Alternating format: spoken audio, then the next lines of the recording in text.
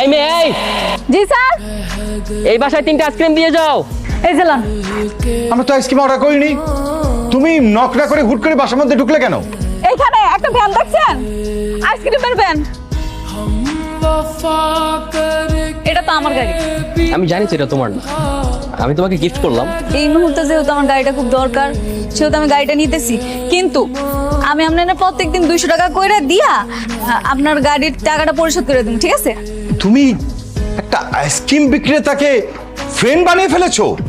কেন বাবা, ওর সাথে ফ্রেন্ডশিপ করলে সমস্যা কোথায়? হ্যাঁ, আমাদের সমস্যা আছে। কাম করেন, ওরা দিয়ে ব্যবসা করান, ওই ব্যবসা করান।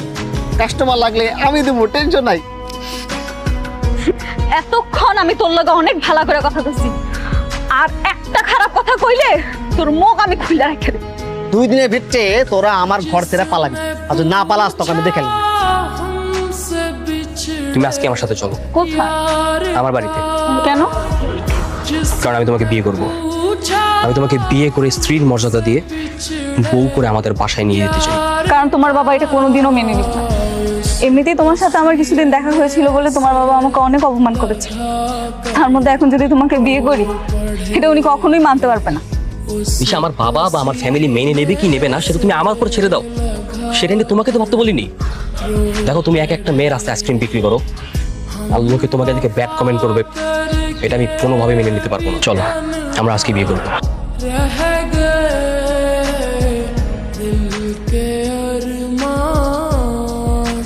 কি হয়েছে, তোমরা ফিরে আইছো কেন?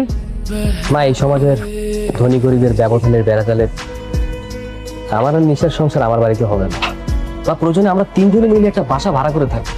তুমি তো কোনো কামাই করো না, খাইবা কি, থাকবা কই? প্রয়োজনে আমি আপনাদের সাথে আইসক্রিম বিক্রি করবো। তোমার ছেলে এত বড় একটা কাজ করলো, আমাদের কথা একবারও চিন্তা ভাবনা করলো না। কি করে চিন্তা করবে বলো?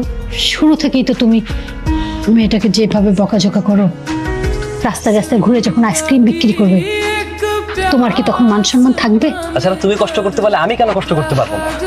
আমার হিসাব আলাদা। আমি তো ছোটবেলা থেকে কষ্ট করেই মানুষ হয়েছি, আর তুমি মানুষ হয়েছো সোনার চামচ মুখে দিয়ে। আমি তোমাকে একটা কথা দিচ্ছি, আমি তোমাকে কখনো ছাড়বো না।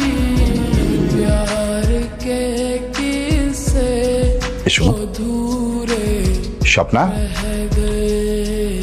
এদিকে দেখো কাদেরকে নিয়ে এসেছি, আর কান্না করতে হবে না।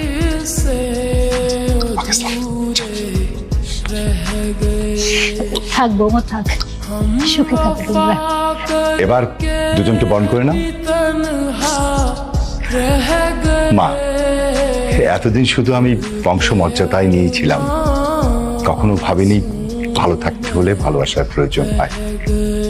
আমি তোমার সাথে খুব খারাপ ব্যাপার পেয়েছি, প্লিজ আমাকে ক্ষমা করে দিও। শ্রীচি বাবা, আপনি আমার মুরব্বী, এভাবে বলবেন না আমাকে। আপনি যে আমাকে এই বাড়িতে পুত্রবধূ হিসেবে গ্রহণ করে নিয়েছেন, এটি আমি অনেক খুশি। শোনো, এবার থেকে কিন্তু আমি আর তোমার মা অবসরে যাব, তোমরা এই সংসারের পুরো দায়িত্ব পালন করবা।